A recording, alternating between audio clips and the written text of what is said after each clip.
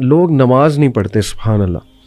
یعنی دے claim to know کہ یس وی لو اللہ, ہمیں پتہ ہے اللہ کون ہے, لیکن ہاؤ کم, مجھے نہیں سمجھ آتی. اگر میں اپنے آپ کو دیکھوں, ٹو بی آنیسٹ, میں جب نماز نہیں پڑھتا تھا میرے کانسیپٹس نہیں ٹھیک تھے. مجھے ایسا لگتا تھا کہ نماز شاید جو 1-2 ہی پڑھ لو بس کافی ہے, اللہ کا لو اتنا زیادہ ہے, انفائنائٹ ہے, اللہ معاف کر دے گا. مطلب میں اپنی بات کر رہا ہوں, بٹ اللہ نے ایک ریزن بتائی ہے, میں آپ کے سامنے وہ ریزن رکھتا ہوں. سورہ قیامہ کی آیت نمبر 31 ہے, فلا صدق ولا صلی ولکن کذب وتولی.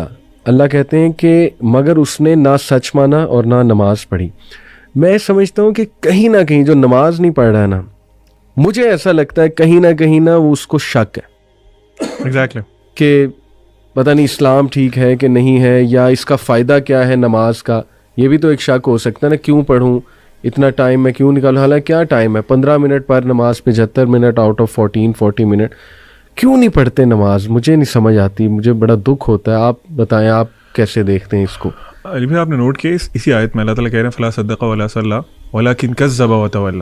اللہ تعالیٰ اتنا ہی فرما دیتے ہیں نا کہ وہ سچا نہیں ہے, سچ نہیں بولتا اور نماز نہیں پڑھتا, تو میننگ وڈ بی سفیشینٹ. اللہ نے آگے کیا فرمایا, ولکن کذب وتولی, کہ وہ جھٹلاتا بھی ہے اور منہ پھیر کے چلا جاتا ہے. واٹ ڈز اٹ مین کہ آپ کو مسجد سے نماز کی اذان آ رہی ہے نا, اذان کی آواز آ رہی ہے اور آپ منہ پھیر کے چل دیے ہیں.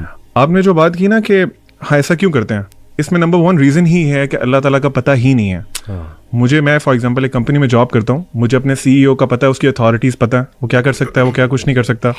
میں کبھی, اور وہ مجھے کہتا ہے کہ I have a meeting with you at this time, اور یہ اس ٹائم پہ, وہ چاہے ٹائم آف ٹائم ہو, whatever the thing is, میں وہاں لازمی پہنچوں گا. کیوں؟ I know his authority, I know about himself, I know about him, اور مجھے آئیڈیا ہے کہ میں اگر نہیں جاؤں گا تو مجھے he will just kick me out of job. اللہ سبحانہ و تعالیٰ کے بارے میں پتہ ہی نہیں ہے.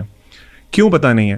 آپ نے جو ابھی بات کی تھی نا کہ ہم قرآن نہیں پڑھتے, پروفٹ صلی اللہ علیہ وسلم کی ایک بہت خوبصورت حدیث ہے, اس کی ایک پارٹ ہے, اس کا مفہوم یہ ہے کہ اللہ تعالیٰ جو قرآن ہے نا وہ اللہ تعالیٰ کی ایک رسی ہے, جو رسی ایک طرف سے اللہ کے ہاتھ میں ہے جیسے اس کی شان کو لائق ہے, اور دوسری طرف سے وہ ہمارے پاس موجود ہے.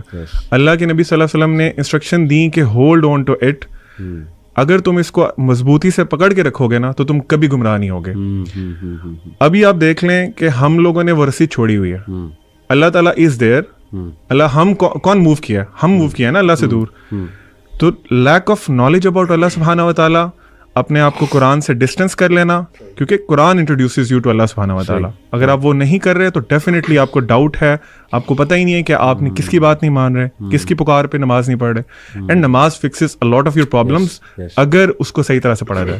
Zeeshan, what do you think? Why don't people pray? علی بھائی دیکھیں, اس کو نا دیکھنے کے 2 پرسپیکٹیوز ہیں. ایک بہت خوبصورتی سے آپ دونوں نے بتایا, یہ ہے اس کو آپ سمجھ سکتے ہیں ڈانٹ ڈپٹ کا طریقہ, یا پھر ایک خوف والا پہلو غالب رکھ کے. دوسرا پہلو آپ اس کو میں کوشش کروں گا سمجھانے سے اللہ تعالیٰ کے ایک نام سے, الوہاب سے. میں آپ کو مثال دیتا ہوں. آپ مجھے ایک چیز کہتے ہیں کرنے کو, اللہ نے بھی ہمیں کہا نماز پڑھنے کو, ٹھیک ہے, آپ نے فرض کریں مجھے کوئی چیز کہا کہ بھئی یہ کرو, اچھا 2 وجوہات ہو سکتی ہیں کہ میں وہ ایک کام کروں. آپ نے جو مجھے کہا, ایک تو یہ ہے کہ مجھے آپ سے ڈر ہے اور آپ کا خوف ہے, اور اس کے کانسیکوینسز ہیں جو کہ مجھے فیس کرنے پڑیں گے, جس کا مجھے پتا ہو, وچ از ون آف دا ویز کہ ہم وہ کام کر سکتے ہیں.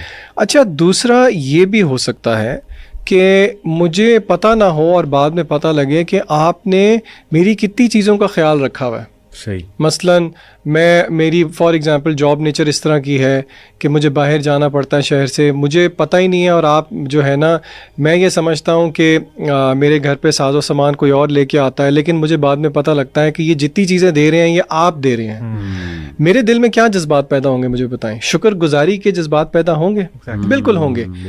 آپ اس اعتبار سے واہب ہیں, عربی میں واہب کہتے ہیں گیور کو.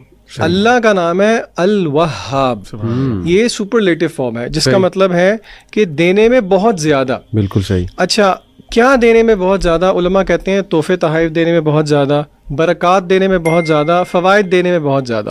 اور علماء نے یہ بات بھی سمجھائی کہ اللہ نے یہاں پہ انٹینسو فارم کیوں یوز کی, کیونکہ اللہ تعالیٰ کیا کبھی کبھی دیتا ہے, نہیں ہر وقت دیتا رہتا ہے, ٹھیک ہے. دوسرا, کیا اللہ تعالیٰ ایک چیز دیتا ہے؟ نہیں, ورائٹی آف تھنگس دیتا ہے. تیسرا, اللہ تعالیٰ انٹینشنلی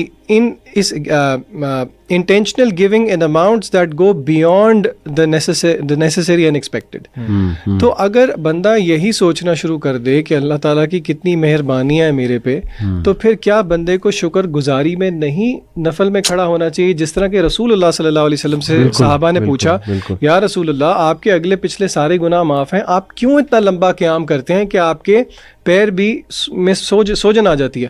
آپ صلی اللہ علیہ وسلم کا کیا جواب تھا کہ کیا میں اپنے اللہ کا شکر گزار بندہ نہ بنوں؟ تو دوسرا رویہ نا لوگوں کو یہ بھی سوچنا چاہیے کہ دیکھیں تو صحیح کہ اللہ کی نعمتیں کتنی ہیں.